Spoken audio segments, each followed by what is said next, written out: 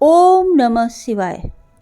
जैसा कि हम सब जानते हैं कि नंदी को शिव जी का वाहन कहा जाता है और वो हमेशा शिव जी के साथ ही रहते हैं। बट नंदी कैसे बने भगवान शिव के वाहन, चलिए जानते हैं।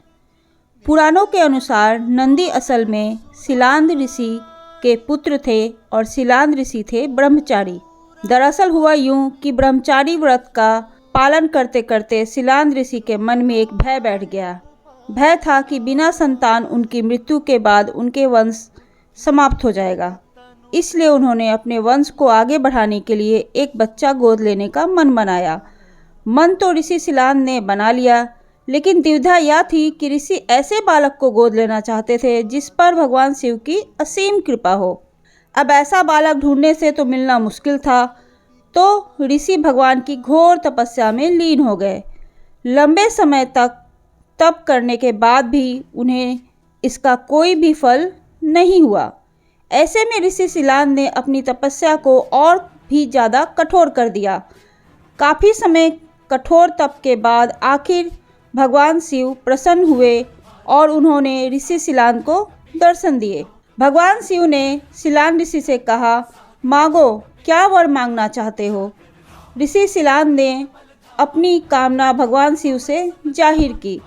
भगवान शिव ने शिलांद को पुत्र का आशीर्वाद दिया और वहां से चले गए।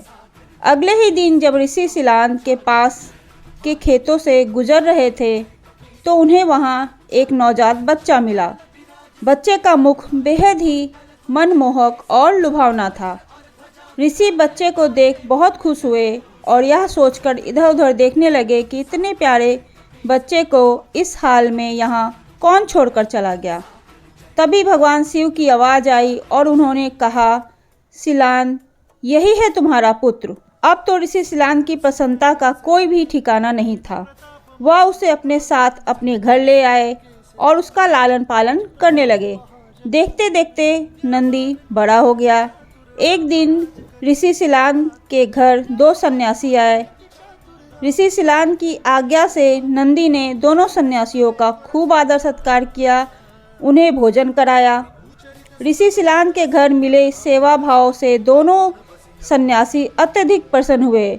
उन्होंने ऋषि शिलांद को दीर्घायु का आशीर्वाद दिया, लेकिन नंदी, जिसने इतनी मन से सेवा की थी, उसके लिए एक शब्द भी नहीं कहा। सन्यासियों द्वारा ऐसा किया जाने पर ऋषि शिलांद को आश्चर्य हुआ।